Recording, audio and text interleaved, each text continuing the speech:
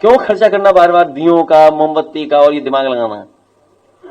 तो फिर क्या उम्मीद करोगे? ऐसे सरकार आई है, इसको बहुत सुंदर रोशनी कराएंगे हम लोग। तो सनातन धर्म का दीपोत्सव एक ऐसा त्योहार जिस त्योहार को सनातनी बड़े ही धूमधाम से मनाते हैं, और उसी त्योहार को लेकर के अखिलेश यादव का बड़ा बयान आता है, जिस बयान में वे कहते हैं कि दिए और मोमबत्तियों पे फिजूल का पैसा खर्च करना क्यों, क्रिसमस में लाइट जलाते हैं, उससे कुछ सीखिए। इस तरीके की बयानबाजी कहीं ना कहीं विवादात्मक है। बता दें कि इस तरीके का बयान अखिलेश यादव जो कि समाजवादी पार्टी के मुखिया हैं, उनके द्वारा दिया गया।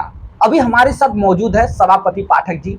क्या कुछ इस पूरे मामले को लेकर के ये कैसे देख रहे हैं, इनका क्या कुछ कहना है इस बयान को लेकर के, इनसे हम बातचीत करके समझने का प्रयास करेंगे। सर, बहुत बहुत स्वागत है आपका इस हिंदुस्तान विषय। जी, बहुत बहुत धन्यवाद आप सभी लोगों का। सर, जिस तरीके से अखिलेश यादव ये बयान देते हैं, इस बयान को लेकर के आप कैसे देख रहे हैं, क्या कहना चाहिए? ये बयान तो बहुत उनके लिए दुर्भाग्यपूर्ण होगा। आने वाला समय और इतिहास बताएगा। माननीय हमारे आदरणीय अखिलेश यादव यहाँ के मुखिया रह चुके हैं, इस प्रदेश का कमान संभाल चुके हैं, लेकिन बड़ी दुर्भाग्यपूर्ण बात है कि उनकी बुद्धि और अकल लगता है ठिकाने लग गई है, क्योंकि मुस्लिमों के साथ अभी अजान पढ़ने लगे हैं।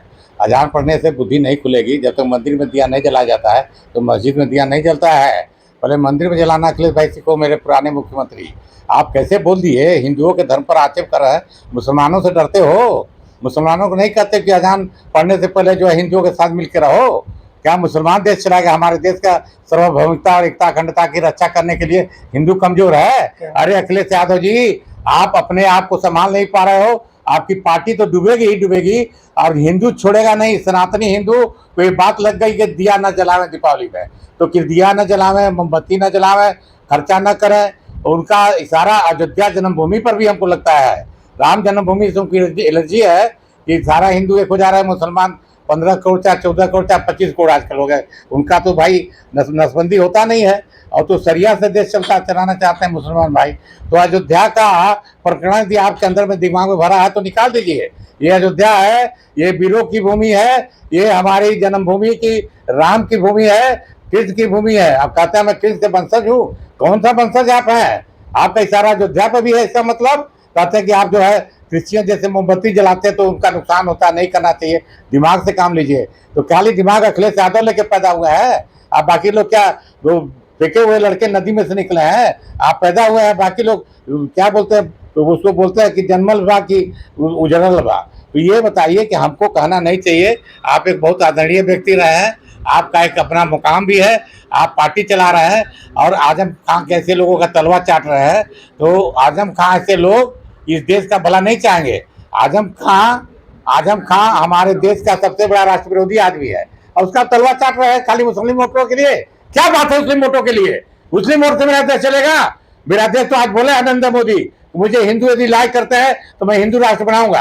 आप कान खोल के सुन लो, आंख खोल के देख लो। जो भरा नहीं है भाव से, जिसमें बत्ती रसदार नहीं, वो हृदय नहीं, वो पत्थर है जिसमें स्वदेश का प्यार नहीं।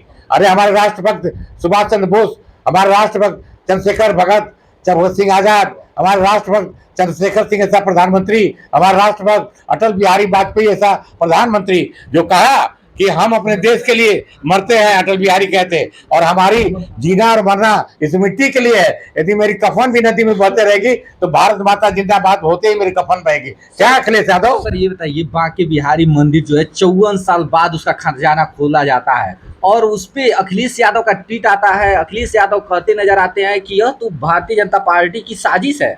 इस तरीके का बयान है मंदिरों के प्रति उनका।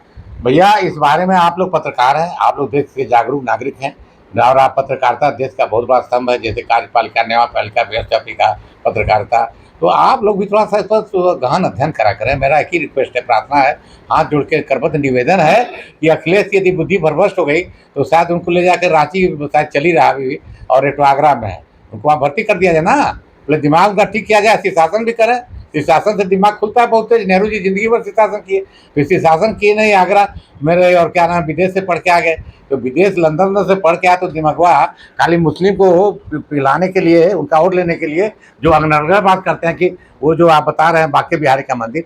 तो आप ना बताओ हमको अखिलेश जी, अखिलेश भैया हमारे, कि ये बाके बिहारी के मंदिर के नीचे यदि शंकर जी मिलेंगे तो क्या उनको दिया जलाया जाए, उनको प्रोत्साहन पत्र दिया जाए मुस्लिमों को खुश करने के लिए? आप हमको बताओ ना, जितनी मंदिर के नीचे, चाहे मस्जिद के नीचे, यदि बाबर के समय में राम जन्मभूमि को कब्जा किया गया और बाबर, हुमायूं, अकबर, औरंगजेब जो हमारे देश को खा गए थे, भारत को खत्म कर दिए थे, जो सोने की चिड़िया देश को खत्म कर दी, उसको सोने की चिड़िया को खत्म करने वाले आप ही लोग हैं।